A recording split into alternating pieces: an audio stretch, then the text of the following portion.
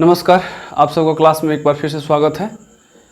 आज हम लोग शुरू करने वाले हैं कक्षा 10वीं की जो ज्योग्राफी है, भूगोल, उसको। ठीक है, देखिए भारत कक्षा 10वीं की भूगोल में हम लोग को भारत का भूगोल पढ़ना है। भारत का भूगोल, ठीक है।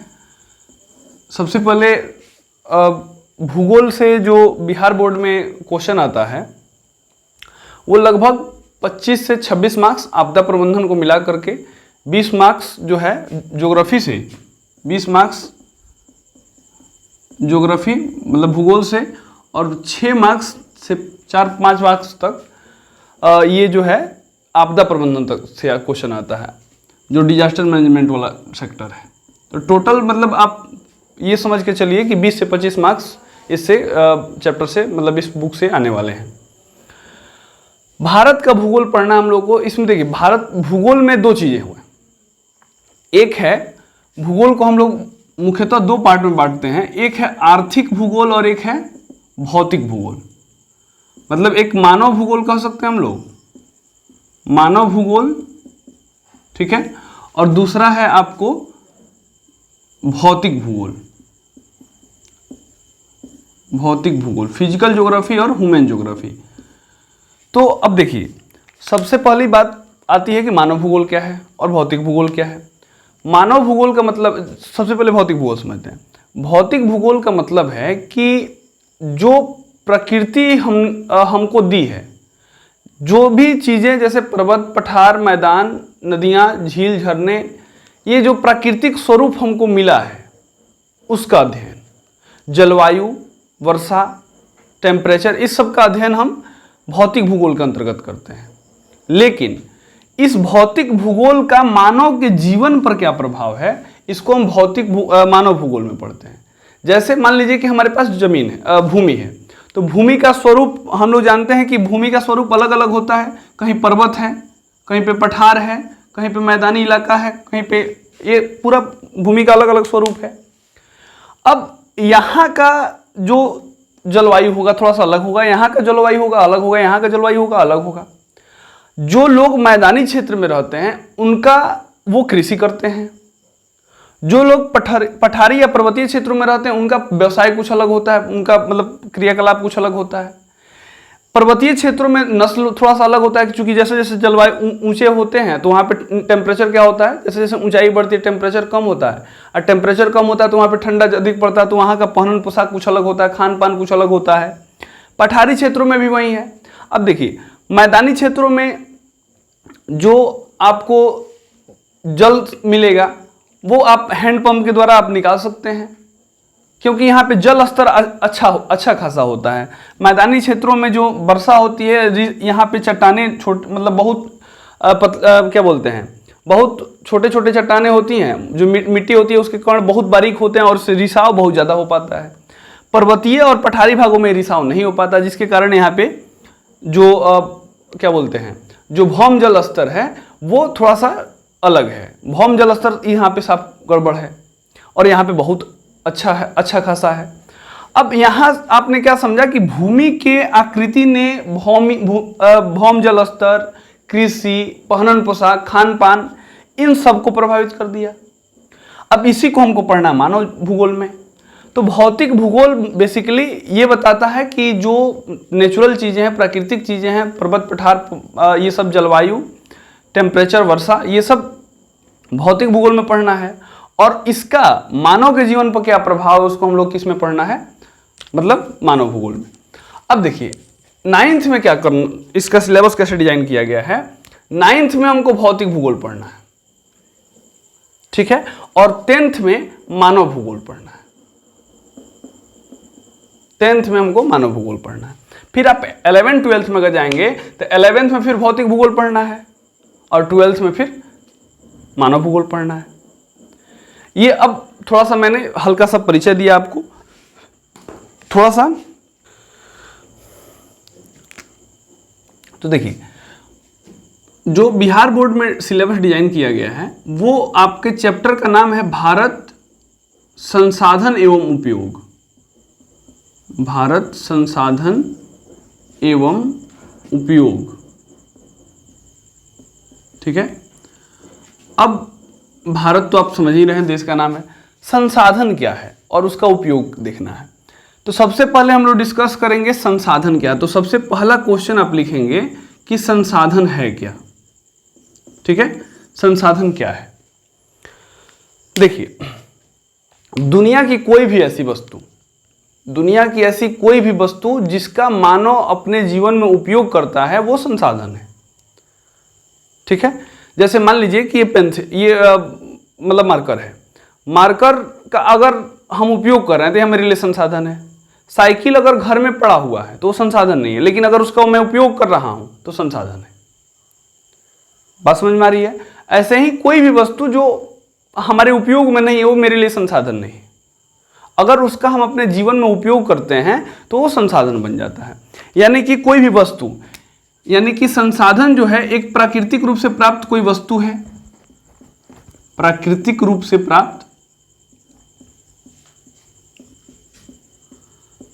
प्राप्त होने वाला एक वस्तु है,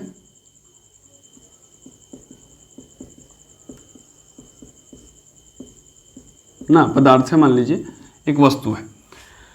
अब समझ में ये आता है कि मान लीजिए कि एक वृक्ष है, हमको उससे दरवाजा बनाने हैं, लकड़ी के कुछ सामान बनाने हैं, फर्नीचर्स बनाने हैं, मान लीजिए कुर्सी बनाना है या पलंग बनाना है। तो अब हमारे पास वृक्ष है तो उससे, उस पे तो हम कुर्सी नहीं, मतलब उसको तो कुर्सी नहीं बना सकते हैं, वृक्ष पे तो हम कैसे बैठेंगे? तो उसके वृक्ष को हमको काटना पड़ता है। अब उस प्राकृतिक रूप से प्राप्त होने वाले पदार्थ या वस्तु के लिए को उसके स्वरूप को बदलना पड़ता है, ठीक है। उसके स्वरूप को बदलना पड़ता है। एक एक चीज थोड़ा सा हम लोग पहले समझ लेते हैं, उसके बाद लिखेंगे। कोई भी पदार्थ जो प्राकृतिक रूप से पाया जाता है, जैसे मान लीजिए कि हमको लोहा है, तो लोहा जब हम पृथ्वी से निकालते हैं तो वो हमको थोड़ा सा उसमें बहुत सारी अशुद्धियां मिलती हैं। बात समझ में आ रही है? बहुत सारे उसमें मतलब मिट्टी, बालू, बजरी, कंकड़ ये सब होते हैं, अशुद्धि होती है उसमें। उसको हम रिफाइन करते हैं, उसको बाकी सबको अलग करते हैं, तब हमको लोहा प्राप्त होता है। उसको गला करके फिर हम लोग कच्चा लोहा बनाते हैं। ये प्रोसेस होता है। तो कोई भी प्राकृतिक रूप से पदार्थ जो प्राप्त होता है हमको, वो उसी रूप में हम उसका उपयोग नहीं कर पाते हैं। उसके लिए क्या करना पड़ता है? तो उसके स्वरूप को बदलना पड़ता है।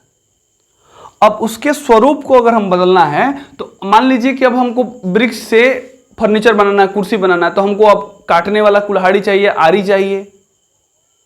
बात समझ में आ रही है? तो अब इसके स्वरूप को बदलने के लिए हमारे पास प्रौद्योगिकी होनी चाहिए। प्रौद्योगिकी मतलब कोई भारी शब्द नहीं है, टेक्नोलॉजी, बस। ये नहीं कि कोई बहुत भारी भरकम शब्द है। आप यहां तकनीक भी लिख सकते हैं, तकनीक ही अच्छा शब्द रहेगा। आप प्रौद्योगिकी न लिख करके तकनीक ही लिखें। तो प्राकृतिक रूप से कोई भी पदार्थ जो हमको प्राप्त होता है, उसका मानव तुरंत वैसे ही उसी रूप में यूज नहीं करता है। उसके लिए उसके स्वरूप को बदलना पड़ता है, और उसके स्वरूप को बदलने के लिए हमारे पास प्रौद्योगिकी होना चाहिए, टेक्नोलॉजी होना चाहिए, तकनीक होना चाहिए। और इस तकनीक जो है, ये तकनीक के सहारे इस पदार्थ के स्वरूप को बदलकर जब हम मनुष्य अपने जीवन में उसको उपयोग करता है तो उसको हम बोलते हैं संसाधन। कितना बढ़िया डिफिनेशन है। देखिए कि मनुष्य अपने जीवन में कोई भी प्राकृतिक रूप से जो पदार्थ प्राप्त होता है, उसके स्वरूप को बदलकर उपलब्ध प्रौद्योगिकी के अनुसार उसके स्वरूप को बदलकर अपने जीवन में उपयोग करता है, तो उसको हम क्या बोलते हैं? संसाधन कहते हैं, ठीक है। अब देखिए, अब समस्या थोड़ा सा ये है कि जिस समाज में प्रौद्योगिकी जितनी अच्छी रहेगी, जितना टेक्नोलॉजी बहुत आगे रहेगा, विकसित रहेगा, उस समाज में या उस देश में संसाधनों के स्वरूप को उतना ही अच्छे तरीके से बदला जा सकता है। जैसे मान लीजिए हमारे पास बिजली हमको चाहिए। अब बिजली चाहिए तो हमारे पास ये टेक्नोलॉजी नहीं है कि हम जल से बिजली उत्पन्न कर सकें। जिस देश के पास जल से बिजली उत्पन्न करने की पद्धति है, टेक्नोलॉजी है, वो देश उस जल से बिजली पैदा कर सकता है। हमारे पास कितना ही जल है तो हम उसका कुछ उपयोग नहीं करेंगे। अब हमारे लिए वही जल क्या हुआ? संसाधन नहीं हुआ। लेकिन जिस देश के पास तकनीक है, वो उसी बिजली से पनचक्की पर, मतलब पानी चक्की से उससे बिजली पैदा कर सकता है, उसी जल से। बात समझ में आ रही है? तो कोई भी संसाधन होता नहीं है, बल्कि वो बनता है। एक विद्वान है जिम्मरमैन। जिम्मरमैन ने बड़ा बढ़िया शब्द कहा। इसने कहा कि संसाधन होते नहीं बल्कि बनते हैं। संसाधन होते नहीं बनते हैं। ठीक है, इस कथन का क्या आशय है, देखिए क्या अर्थ है इसका। इसने कहा कि संसाधन होता कुछ नहीं है, बनता है। अब बनता किसके सहारे है? तकनीक के सहारे, टेक्नोलॉजी के सहारे। तो सबसे पहले आप ये लिखें कि संसाधन किसे कहते हैं, लिख कर डैश दीजिए। पहले भारत संसाधन उपयोग, पहला टॉपिक का नाम लिख लीजिए, पहला आपका चैप्टर है। और इसमें हम लोग को पहला क्वेश्चन पढ़ना है, संसाधन किसे कहते हैं। तो लिखिए, प्राकृतिक रूप से प्राप्त कोई भी वस्तु, प्राकृतिक रूप से प्राप्त कोई भी वस्तु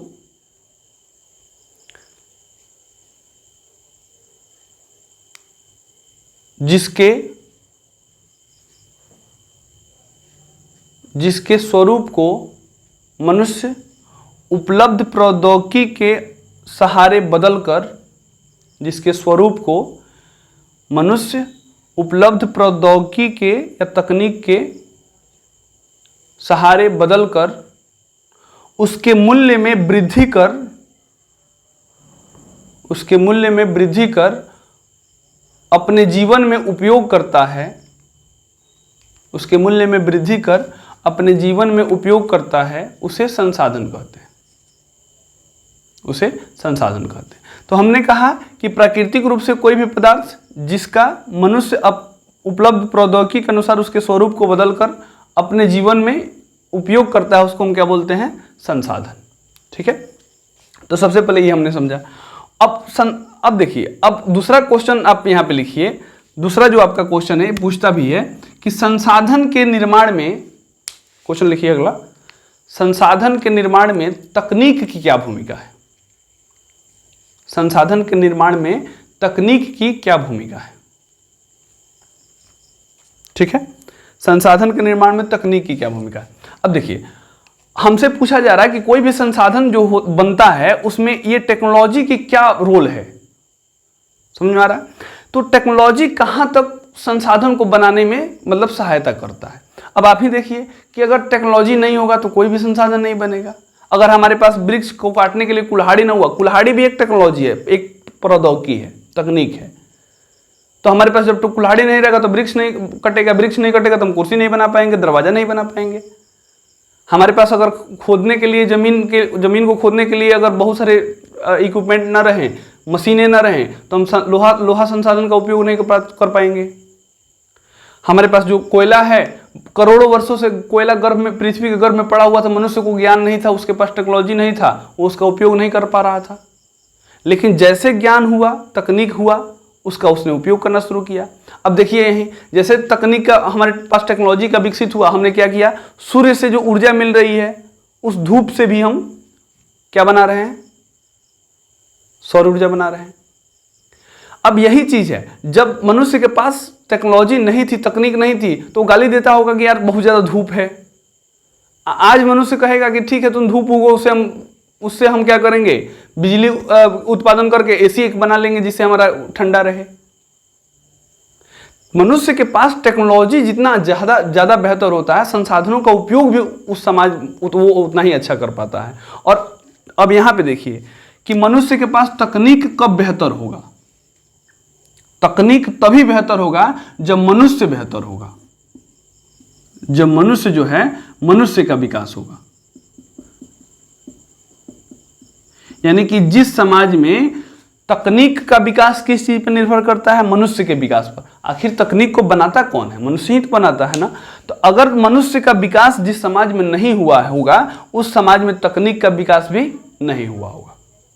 और तकनीक का मतलब विकास अगर नहीं हुआ होगा तो संसाधन भी उस देश में या उस समाज में संसाधन भी बहुत ज्यादा विकसित नहीं होंगे। और इसका एग्जाम्पल हमारे पास दो हैं। एक तो अफ्रीका, पूरा अफ्रीका महादेश जो है उसमें एकदम बहुत बड़े पैमाने पे खनिज संसाधन पड़े हुए हैं, बहुत बड़े पैमाने पे खनिज संसाधन पड़े हुए हैं। वो जंगल संसाधन हो वन संसाधन हो, वन्य जीव संसाधन हो, लोहा और तांबा, तो कोयला तो वहाँ पे नहीं है, थोड़ा बहुत मात्रा में है, तांबा हो, हीरा हो, सोना हो, प्लेटिनम हो, ये सारे के सारे खनिज संसाधन अफ्रीका में प्रचुर मात्रा में मतलब बहुत ज़्यादा उपलब्ध हैं। और उनका अगर पूरा अफ्रीका 500 नहीं, 1000 नहीं, 10,000 वर्षों तक अगर इसी गति से खनन करता रहे तो भी वो खत्म होने वाले नहीं है, परंतु उनके पास मानव संसाधन नहीं है। मानव का विकास उस पूरे अफ्रीका महादेश में नहीं हुआ है, जिसके कारण प्रौद्योगिकी नहीं है, और प्रौद्योगिकी नहीं है तो संसाधन भी विकसित अवस्था में नहीं है। दूसरा एग्जाम्पल है हमारे पास जापान। ठीक है, अब जापान का क्या है कि जापान के पास मनुष्य का विकास बहुत ज्यादा हुआ है। मनुष्य वहां पे मानव संसाधन का बहुत ज्यादा विकास हुआ है, और मानव के विकास के कारण प्रौद्योगिकी भी विकसित अवस्था में है, और प्रौद्योगिकी विकसित अवस्था में है तो इनके पास कोई संसाधने नहीं है, फिर भी आज विश्व के सबसे बड़े विकसित देशों में से एक देश है जापान।